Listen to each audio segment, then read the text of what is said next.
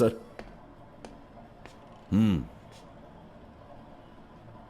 Sir ये तो David संतोष के घर की तरह दिख रहा है। एग्जैक्टली।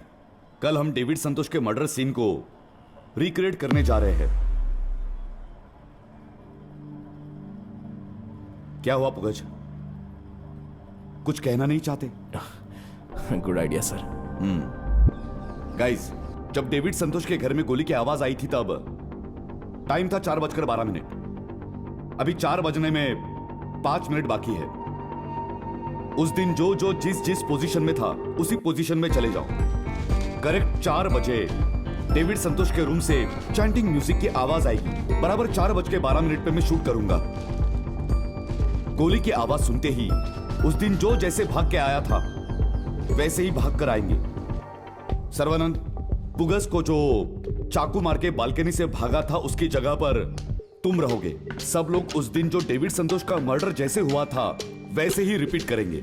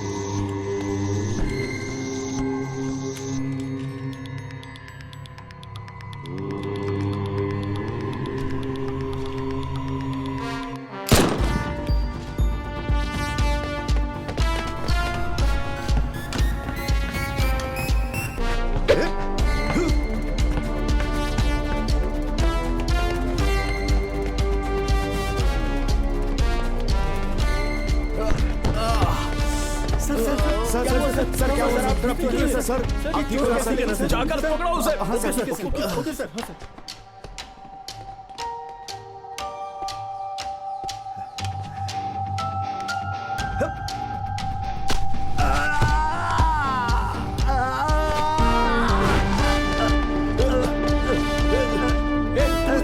तुम वहां जाओ और तुम इस तरफ जाओ जल्दी। ठीक है।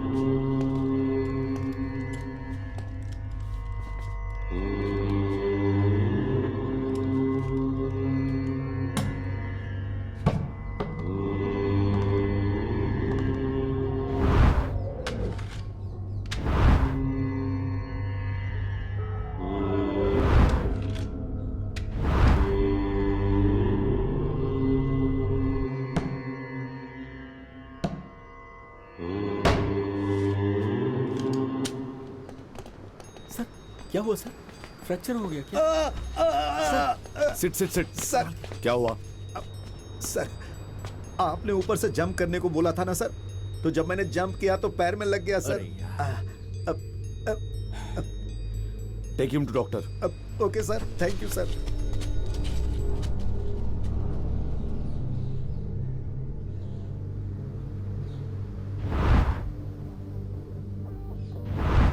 पुगज, looks like this case will be solved very soon. I will call you.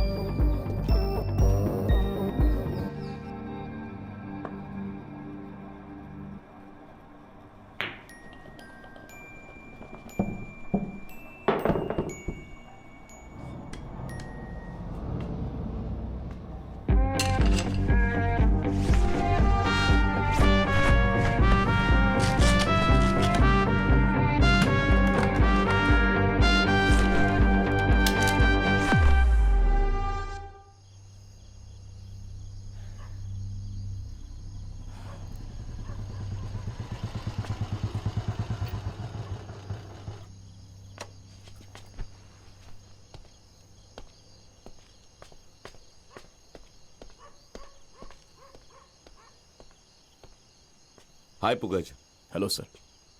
Seat. Thank you.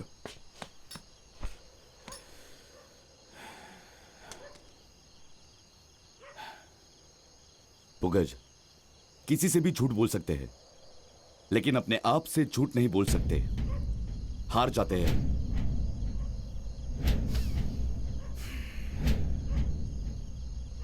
एक सच बताऊं, उस लॉकेट विक्टिम मल्ली सूरत को मैंने ही मारा था।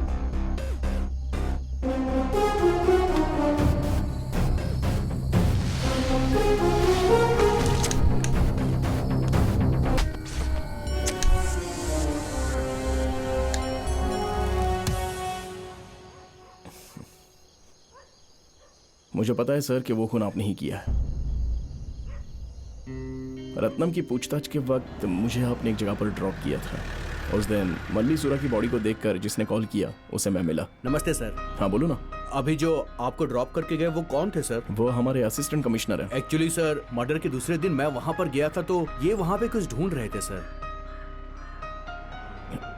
आप कह रहे हैं कि वो पुलिस वाले हैं, तो फिर तो किसी काम के लिए ही वो वहां पर गए होंगे। हाँ भाई, उन्हें केस के बारे में कुछ देखना होगा ना। ठीक है सर। Thank you.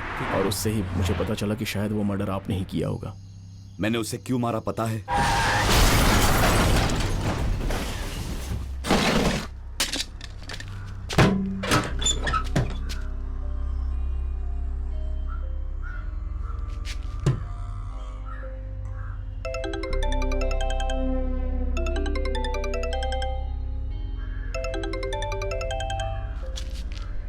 सर, आपका काम हो गया सर। दोनों को खत्म कर दिया।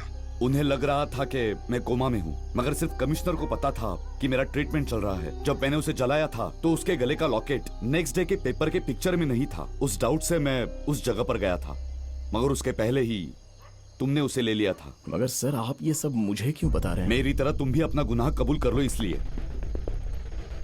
ये आप क्या कह रहे हैं सर? बिल्ली हमेशा आंख बंद करके दूध पीती है और सोचती है कि उसे कोई नहीं देख रहा। तुमने सोचा कि तुमने दिमाग लगाकर जो खून किए हैं उसके बारे में किसी को पता नहीं चलेगा, पर मुझे पता चल गया पुगज। रिक्रिएशन ने ही तुम्हें फंसा दिया।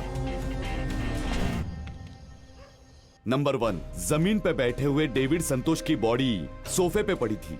नंबर 2, ध्यान करते वक्त अगर गोली लगी होती तो चैंटिंग सीढ़ी चलती रहनी चाहिए थी, मगर ट्रे इजेक्ट होकर सीढ़ी तो बाहर थी।